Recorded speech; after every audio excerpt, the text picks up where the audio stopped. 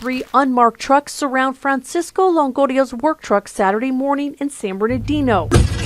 Hey, you can't do that!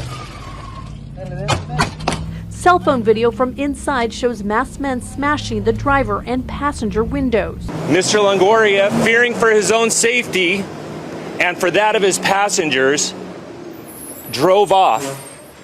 That's when one of the masked individuals began opening fire on the passenger side of the vehicle. 2 bullet holes mark where the shots narrowly missed Longoria's teenage son. He says the men never showed a warrant or identified themselves as federal agents. Despite calls to investigate, city officials say it's a federal case, but they are also calling for accountability. We call for a full and impartial investigation, the release of all available footage, and accountability if procedures were violated. DHS claims agents acted in self-defense, accusing Longoria of trying to run them over when they opened fire. But this newly released video from the attorneys doesn't show that. The agency also did not answer our questions about why the driver was stopped and whether the agents had an administrative or judicial warrant. Wow, this is messy on so many different levels. And before I give you guys my opinion, I want you guys to know, and I always say this before I give any type of breakdown typically, is that there's probably going to be more video evidence that comes out, more context. So let me give you that disclaimer first. But now that I threw that out there, I will say that this does not look good for DHS. This does not look good for federal ICE or immigration. It doesn't. For multiple reasons. And you notice that the city didn't get involved. They're saying it's a federal investigation. And the city probably doesn't want to get involved, not only because it's not their jurisdiction, number one, but number two, I'd be trying to be away as far from this as I could, like a 10-foot pole, just because it's already very, very hostile as it is as it relates to immigration. So what does it come down to? Well, you know, I did make multiple videos coming out, first of all, in defense of ICE about masking themselves and putting masks on and head covers. Because again, there was some evidence of doxing and members of ICE were getting doxed, their family members were getting doxed, and people were sending death threats. So I understood it. And I said, hey, look, I don't think that this should be a for everything, but I do think that it was justifiable to be a temporary thing simply because of the climate and environment we're living in. But this is why the people are going to get pushback. And this is why, as officers, and whether you're ICE, whoever, this is why we got to be smart. Now, I don't know. Maybe I'm missing context. And it's a high possibility that I am missing context. But let's just say I'm not missing any context from what we just watched and what we just witnessed. If those officers didn't necessarily identify themselves or, you know, show like, hey, I need to pull you out of the car, which not necessarily saying they need to, based on case law, they don't need to show a warrant or anything to extract them. If they believe that there's weapons in the car or they believe there's more danger at play there, they don't necessarily need to produce that. But if all they did was say, hey, we need to get you out of the car, break the windows, and then they don't do it, it gets messy. And you're not really saying anything. Like, if you're going to be masked, maybe break it down this way. If you're going to be masked and if you're going to have all the headgear, it doesn't mean, if it was me, I would go an extra mile in saying, this is who we are, this is my badge, whatever it may be, maybe have a couple partners there to de-escalate it, but have the opportunity to properly identify yourself. So at the very least, it takes the argument out of it as to whether or not these people were legitimate ICE agents or federal agents. I mean, we have to play smart. We have to play chess, not checkers. And so if you want to remove that argument from the other person, just identify yourself. He had a partner there. So even if his partner had to have lethal coverage, so as his partner gets out his identification, he could always say, hey, look, I produced identification. I showed him. I did everything. And then I went on to continue to tell him to get out the car. That doesn't take much. And some might argue, say, well, officer safety. He had a second person there. So if one person has lethal coverage on him and says, hey, look, if you want me to identify myself, I'm going to give you my badge. This is blah, blah, blah, and then pull him out of the car. It at least defeats that argument. But it seems like that didn't happen here.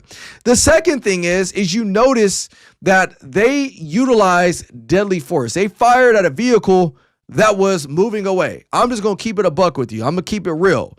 What I mean is that vehicle, based on the surveillance evidence that I showed, let me go back to that. I'm going to show you one last time.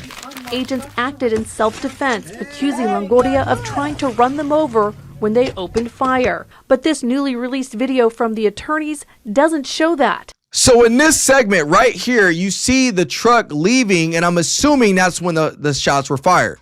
Now, I've done breakdowns many of times where officers fire at moving vehicles, and a lot of times it's very justifiable. If somebody is driving a vehicle and they literally or intentional or appears to be, they're trying to run an officer off the side of the road, completely justifiable all day long. But based on this video right here, it doesn't appear that way. It appears a truck is driving away from those officers, and then that's when the officers utilize deadly force. And if that's the case, and if that's what the investigation reveals, there's going to be a real problem with that. I can't tell you that that's going to be a justifiable shooting.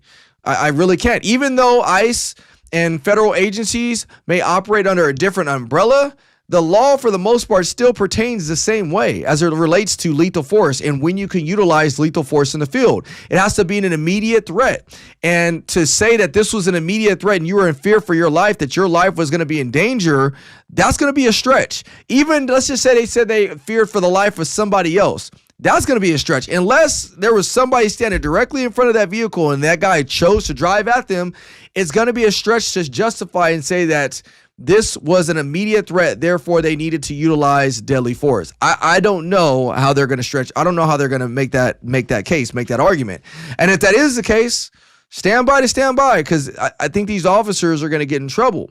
But it goes back to this, is we have to be accountable. We have to be transparent. I've told you guys, I want secure borders. I want to make sure that people come to our country legally, they do it the right way, but I also am still fully under the impression that we could do this in a compassionate and a merciful way for those that aren't here committing violent crimes. You know, give them a timeline of when they have to get their stuff done. If they don't get it done, then yeah, they have to be deported. But I think we could do it a fair and impartial way. But when we have situations like this happen, it literally undermines all the great work that is being done, or all the work that is being done, no matter where it is in the country. It undermines it because this is what taints the image and perspective of the public that already feels some type of way about this whole process.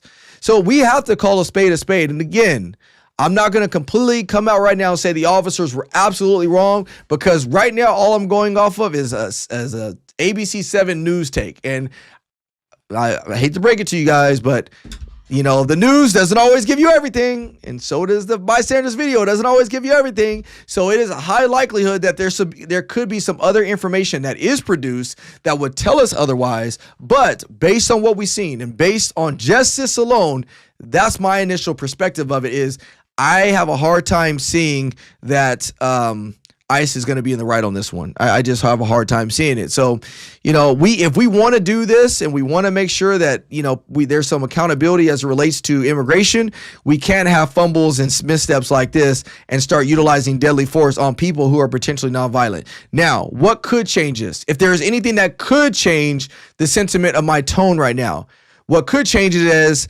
yeah, they may have been contacting these guys for immigration stuff, but they also knew that this was a suspect in a murder investigation. They just committed a murder or violent crime. Then that may change context, because now you're dealing with some other stuff like fleeing felons, danger to other people, that he may have just committed a violent crime and now he's going to do another one. That could change, but I didn't hear any of that come out in his news segments.